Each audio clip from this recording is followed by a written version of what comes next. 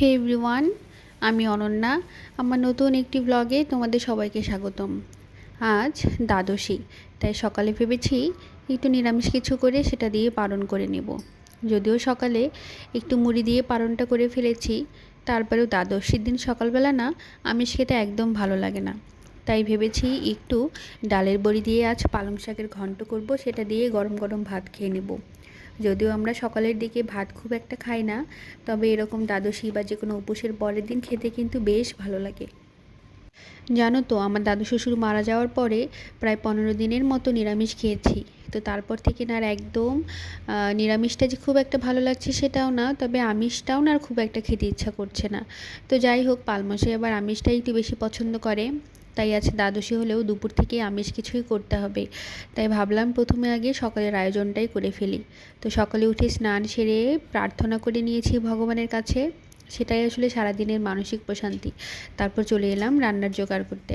তো ফ্রিজ থেকে এক মুঠো পালং শাক বের করে নিয়ে সেটাকে প্রথমে বেছে একটু ধুয়ে নিলাম। এরপরে সেটাকে কুচি কুচি করে কেটে নিয়েছি। যেহেতু পালং শাকের ঘন্ট করব, তাই সেটাকে একদম যতটা কুচি করে কাটা সম্ভব কেটেছি।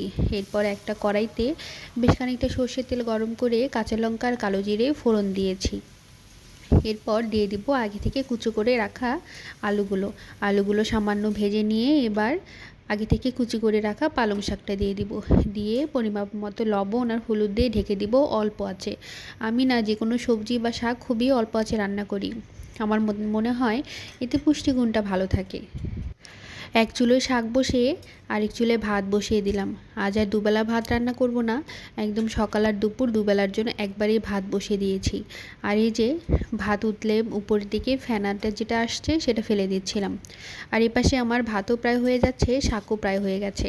এই যে এখন শাকটাকে একটু ভালোভাবে ভেজে নিলেই হয়ে গেল আমার শাকের ঘন্ট। এটা খেতে যা দুর্দান্ত! আমার বাবার বাড়িতে যে কোনো শাকের ভাজাটাই বেশি খাওয়া হয়, তবে শ্বশুর বাড়িতে যাওয়ার পরে আমি শাকের ঘন্টটা খেতে শিখেছি। যাই হোক, সকালের খাওয়া দাওয়া শেষে চলে এলাম দুপুরে রান্নাবান্না করতে। এপাশে পালমশাইকে লাগিয়ে দিয়েছি একটু মুরগি কাটতে। আসলে শ্বশুর বাড়ি থেকে যখন আসি তখন আমার শাশুড়ি একটা দেশি মোরগের মাংস দিয়ে দিয়েছিল।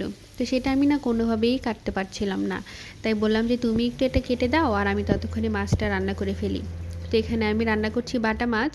তো বেশ কয়েকটা বাটা মাছ প্রথমে সর্ষের তেলে কড়া করে ভেজে নিলাম। ফ্রিজে অনেক দিন থেকেই মাছ ছিল, ফ্রিজের মাছ আসলে একটু ভালোভাবে না ভাজলে না একদম খাওয়া যায় না, অন্তত আমি খেতে পারি না। এরপর বাটা মাছটা একটু ছোট করে কুচি করে আলু কেটে দিয়ে একটু ভুনা ভুনা করেছিলাম। আর সাথে করব আছে পালমশাইয়ের জন্য মুরগির মাংস। আমি যেহেতু মুরগি খাই না, কিন্তু সে তো খায়, তার জন্য আমাকে রান্না করতেই হয়। তাই মাছটা আমি ভাবলাম মুরগিটাও রান্না করে ফেলি। তো প্রথমে কড়াইতে বেশ বড় করে কেটে রাখা কয়েক টুকরো আলু একটু লাল করে ভেজে নিলাম। এরপর সেই কড়াইতেই জিরা ফোড়ন দিব। জিরা তেজপাতা ফোড়ন দিয়ে এরপর আগে থেকে কেটে রাখা পেঁয়াজ কুচি আর রসুনটা দিয়ে দেব।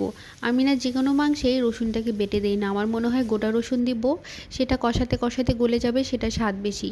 আর যেহেতু অল্প মাংস তাই একটু আদা গ্রেট করে দিলাম। এরপর সেখানে স্বাদ মতো লবণ, মরিচের গুঁড়া, হলুদের গুঁড়া, জিরার গুঁড়া আর ধনে গুঁড়া দিয়ে সামান্য জল দিয়ে মশলাটাকে বেশ খানিকটা সময় কষিয়ে নিব। মশলাটা কষিয়ে উপরে তেল চলে এলে আগে থেকে কেটে ধুয়ে রাখা মুরগিগুলো দিয়ে দেব। তো মশলাটা কষানোর সময় এত সুন্দর একটা স্মেল বেরোচ্ছিল। দাঁড়াও তোমাদেরকে মাংসগুলো দেখাই। দেখো, মাংসটা এত সুন্দর দেখে মনে হচ্ছিল একদম হাঁসির মাংস। আসলে দেশি মোরগ তো, আর মোরগটা বেশ অনেকটাই বড় ছিল। সেখান থেকেই শাশুড়ি কিছুটা রেখেছে আর তার ছেলেকে কিছুটা দিয়ে দিয়েছে। যেহেতু আমি খাই না, একা মানুষের জন্য খুব বেশি একটা প্রয়োজন পড়ে না, তারপরেও বেশ অনেকটাই দিয়ে দিয়েছে। এরপর সে মাংসগুলো দিয়ে মশলার সাথে কষিয়ে নিলাম। আর আমার তো মাথায় একদম ছিল না যে এটা বড় মোরগ। দেখছিলাম মাংস সিদ্ধই হচ্ছিল না। প্রায় 30 মিনিটের মতো কষানোর পরে দিয়ে দিয়েছিলাম প্রেসারে কয়েকটা সিটি দিয়ে নিয়েছি। এরপর মাংসটা বেশ সফট হয়ে এসেছে।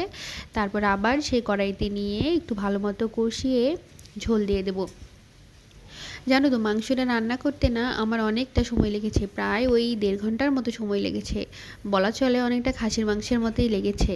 আর দেখতেও একদম খাসির মাংসের মতো হয়েছিল। নর্মাল মুরগির মাংস যেমন একটু নরম হয়, এটা না তা হয়নি, একদম গোটা গোটাই ছিল। আর খেতে নাকি দুর্দান্ত হয়েছিল। যাই হোক, তো এরপরে রান্না প্রায় আমার শেষ। এবার বেশ খানিকটা গরম মশলা গুঁড়ো দিয়ে নামিয়ে নেব। ব্যাস হয়ে গেছে আমার মুরগির ভুনা। আর পাল মাছের মুরগি ঝোলটা খেতে একদম পছন্দ করে না, তাই একদম কম ঝোলে ভুনাটাই রান্না করতে হয়। তো এই ছিল আমার আজকের ব্লগ। তোমাদের কেমন লাগলো আমাকে অবশ্যই জানিও।